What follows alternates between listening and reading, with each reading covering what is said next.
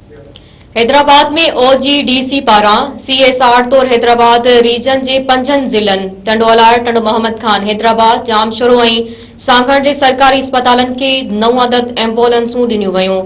गंज टकर में OGDC field engineering office में थियल तकरीब में खिताब कंदे खास मेहमान तौर शिरकत कंदड़ DIG हैदराबाद पीर मोहम्मद शाह चयो त कुदरती वसीलन ते पहिरियों हक उतां जे माण्हुनि जो हुजे थो, उन करे CSR वसीले माण्हुनि खे सहूलतूं ॾिनियूं वञनि। उन वधीक चयो त हैदराबाद कुदरती वसीलनि सां मालामाल आहे।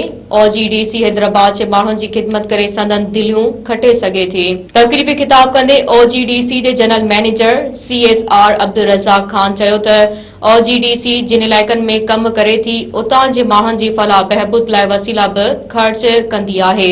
उन चयो त इदारो हिन वक़्त ताईं सखर रीजन में 16 एम्बुलेंस, थरपाकड़ में पाकिस्तान हिंदू काउंसिल पारां 1 एम्बुलेंस ऐं हैदराबाद पुलिस अस्पताल लाइ 1 एम्बुलेंस ॾेई चुको आहे। उन चयो त सिंध जे केतिरनि ई स्कूलनि खे सोलर सिस्टम, ॿारनि लाइ किताब, यूनिफॉर्म ऐं तिबी सहूलतूं फराहम करण जो सिलसिलो पिणु जारी आहे। तकरीब में पुलिस ऐं सिहत खाते जे अमलदारनि खां सवाइ केतिरनि ई ज़िलनि जे DSO शिरकत कई। एम्बुलेंस जूं चाबियूं सनन हवाले कई वयूं। तकरीब में OGDC फील्ड्स के सिक्योरिटी ॾियण ते पुलिस ऑफिसरनि खे पिणु शील्डूं ॾिनियूं वयूं। तकरीब के engineer Agha Ashraf Pathan, additional DG health doctor Pir Ghulam Hussain, regional coordinator OGD Rafiq Ahmed Khawaja, Haji Badar Memon ऐं ॿियनि पिणु खिताब कयो। ये OGDC की CSR की तरफ से ऑलरेडी इस रीजन में मुख्तलिफ शोबों में, हेल्थ में, इंफ्रास्ट्रक्चर में, वाटर सप्लाई में, वेमेन एम्पावरमेंट में और दीगर मुख्तलिफ शोबे में काफ़ी जो है CSR के काम हो रहे हैं।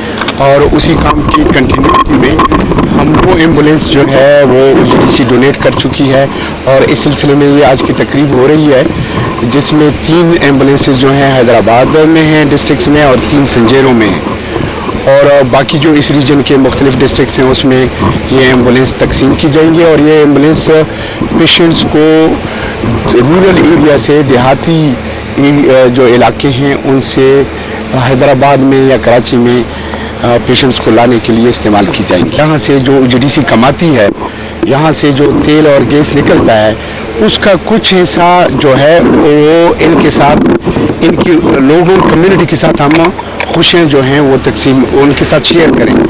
तो ये कम्युनिटी के साथ उस शेयरिंग की, खुशियों की शेयरिंग के प्रोग्राम है। तो इस सिलसिले में हम आए हैं और कम्युनिटी को बता दें कि जी ये एम्बुलेंस जो है हम डोनेट कर रहे हैं और उनको पता चले ताकि वो इस्तेमाल कर सकें, फुली वो जो है यूटिलाइज हो सके। तमाम सुठो प्रोग्राम हुयो ऐं माशाल्लाह OGDC वारनि पंहिंजी CSR जेका रिस्पॉन्सिबिलिटी आहे उन्हनि जी, उनमें इन्हनि 9 एम्बुलेंसिस जेके हेल्थ डिपार्टमेंट के ऐं हिकिड़ी असांखे पुलिस खे ॾिनी अथनि ऐं इन खां अलावा बि जेको कमु करनि था उहो बिल्कुलु तारीफ़ जे लाइक़ु आहे। इन क़िस्म जा प्रोग्राम थियणु खपनि, इन क़िस्म जा इनिशिएटिव वठणु खपनि ऐं मुख़्तलिफ़ जेके बि मल्टानेशनल्स असांजी ऑर्गेनाइज़ेशन्स आहिनि उन्हनि खे बि खपे त OGDCL जे नक्श कदम ते हलंदे ईअं ई माना अवामी क़िस्म जा प्रोग्राम करनि ऐं अवाम खे ख़बर पवे त उहो कहिड़े तरीक़े सां पंहिंजे प्रॉफिट्स मंझां हुननि जी जेका कम्युनिटी जी वेलफेयर आहे उन में पंहिंजो हिसो विझनि था। हीउ जेको फंक्शन आहे हीउ डिस्ट्रीब्यूशन ऑफ जेको आहे सो एम्बुलेंस जो आहे। मुख़्तलिफ़ असां डिस्ट्रिक्ट खे जेको आहे एम्बुलेंस प्रोवाइड कयूं था उनखे जेको आहे DSOs खे, त उहो पंहिंजे हॉस्पिटल में जेके आहिनि सो उहा फैसिलिटीज़ जेके आहिनि उहे पैदा कनि उनखे मरीज़नि खे ॾियनि।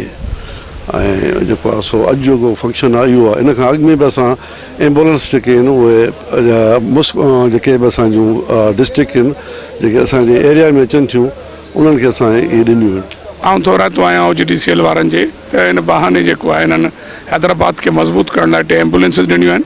हालांकि उहो टंडो फज़ल ऐं हुसड़ी ऐं कासमाबाद खे, पर एम्बुलेंस हिकिड़ी अहिड़ी शइ आहे जेतिरियूं मिलनि डिस्ट्रिक्ट शहर खे उहो हिकिड़ो वॾो कमु आहे। त आउं सम्झां थो त OGDCL वारनि जो इहो क़दम इंतिहाई वक़्ताइतो ऐं ताक़तवर आहे। असांजो ज़िलो इंतिहाई माना उन में कचो ऐं काछो जाबलो इलाइक़ो बि आहे। तमामु घणो सख़्तु ज़रूरत आहे असांजी एम्बुलेंस जी।